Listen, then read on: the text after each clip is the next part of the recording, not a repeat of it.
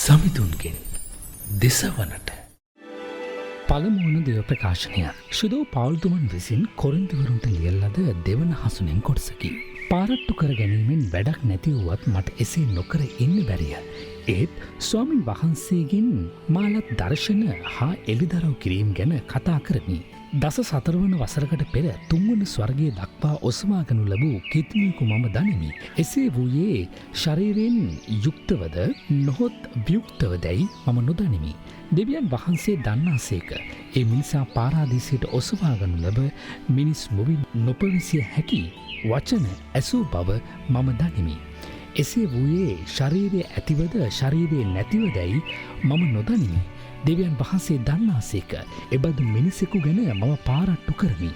ඒත් මාගේම දුර්ලකම් ගැන මිස මා ගැනම පාරට්ටුවට කර නොගනිමි.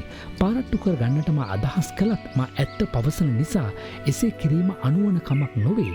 ඒත් මා කරන දේ දැකීමෙන්ද මාගෙන ඇසීමෙන්ද යමකුට ඇතිවන අදහසට වඩා උසස් අදහසක් මාගෙන ඇති නොවන පිණිස මම එයින් වැළකෙමි. ඒ එළිදරව් කිරීමට අති උතුම් කම කරුණු කොටගෙන මා හිස උදුම්මා නොගන්නා පිණිස මට පහරදීමට සාතන්ගේ දූතයෙකු වැනි ශරීරයේ කාවැදින කටුවක් හා සමාන පීඩාවක් මට දෙන ලද්දේය.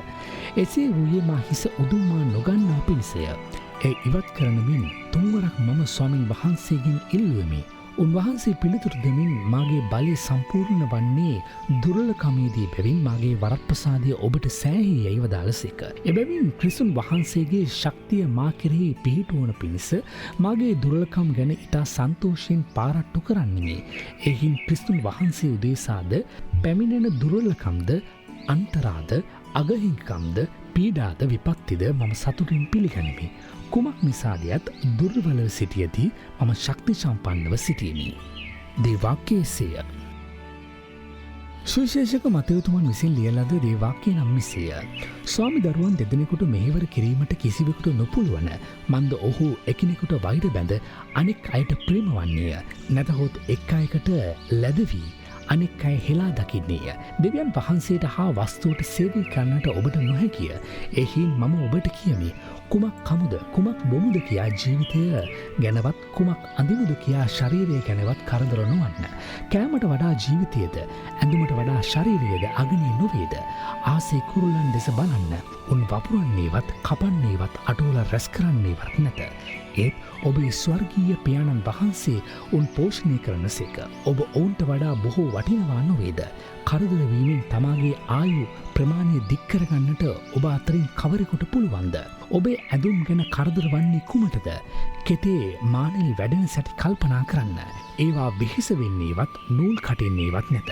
ඒත් සියලු රාජ තේජසින් විරාජමාන වූ සලමුන් උද මේ මල්වලින් එකක්සේ සැරසී නොසිටියේ යැයි ඔබට කියමි. ඇදහිල්ල හීන තැනැත්තෙනි අද තිබී හෙට උදුනේ දැවී යන කෙතේ තනකුල දෙවියන් වහන්සේ එසේ සරසන සේක් නම් ඊට කොපමන වැඩියෙන් උන්වහන්සේ ඔබ නොසරසන සේක්ද. එහින් කුමක් කමුද කුමක් බොමුද කුමක් අඳිමුද කියමින් කරදර නොවන්න. විජාතින් සැමවිටම සොයන්නේ මේවාය. මේවා ඔබට ඕනෑ බව ඔබේ ස්වර්ගීය පියාණන් වහන්සේ දන්නාසේක. ඒත් පළමුකොට උන්වහන්සේගේ රාජ්‍යයේද ධර්මිෂ්ඨකමද සොයන්න. එවිට මේ සියල්ලන් ඔබට දෙනු ලැබේ. එබවින් හෙට දවස ගැන කරදර නොවන්න. හෙට දවසේ කරදර හෙට දවසට සෑහි. එක දවසක කරදරවලට තව කරදර එකතු නොකරන්න. සමිදානන් වහන්සේගේ සුභාරංචිය මෙසේය.